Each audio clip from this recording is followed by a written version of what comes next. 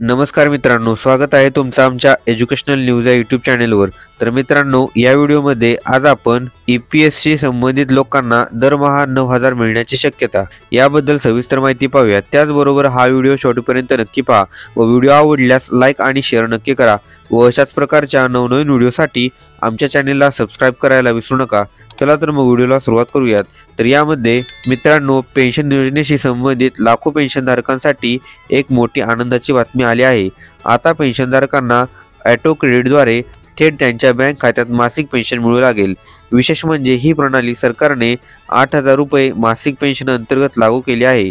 EPFO आणि सरकारचा संयुक्त पुढाकार। अहवालानुसार कर्मचारी भविष्य निर्वाह निधी संघटना आणि केंद्र सरकार यांच्या संयुक्त प्रयत्नांमुळे EPS 95 योजनेअंतर्गत पेन्शनधारकांना अधिक सोयीस्कर आणि पारदर्शक पद्धतीने पेन्शन पेमेंट सुनिश्चित केले जात आहे। आता त्यांना दीर्घ प्रक्रियेतून जावे लागणार नाही किंवा कार्यालयात जावे लागणार नाही। लाभ कोणाला मिळणार?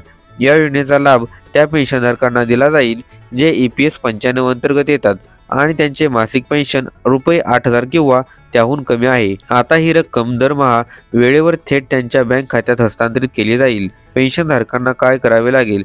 या सुविधेचा लाभ घेण्यासाठी पेन्शनधारकांना त्यांच्या EPFO खात्याची माहिती आणि बँक खाते आधारशी लिंक करणे बंधनकारक आहे। जर ही प्रक्रिया आधीच पूर्ण झाली असेल तर त्यांना वेगळे काही करण्याची गरज नाही, अशी अनेक वर्षांपासूनची मागणी होती। EPS 95 पेन्शनधारकांची किमान पेन्शन रक्कम वाढवण्याची मागणी बऱ्याच दिवसांपासून होत होती। सध्या या योजनेअंतर्गत मिळणारे पेन्शन अत्यंत कमी मानले जाते, त्यामुळे वृद्धापकाळात आर्थिक अडचणींचा सामना करावा लागतो। तथापि रुपये 8,000 ची थेट क्रेडिट प्रणाली ही सकारात्मक सुरुवात मानली जात आहे। भविष्यात पेन्शन वाढण्याची अपेक्षा।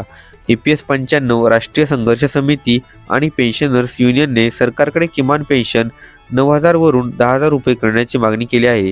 यावर केंद्र सरकार विचार करीत आहे। आगामी अर्थसंकल्पात या दिशेने मोठी घोषणा होऊ शकते, असे जाणकारांचे मत आहे। तर मित्रांनो, हीच माहिती या व्हिडिओच्या माध्यमातून द्यायची होती। अशाच प्रकारच्या नवनवीन व्हिडिओसाठी लगेचच आमच्या चॅनेलला सबस्क्राईब करून या व्हिडिओला लाईक आणि शेअर करा। चला तर मग भेटूयात पुढील व्हिडिओमध्ये। धन्यवाद। जय हिंद, जय महाराष्ट्र।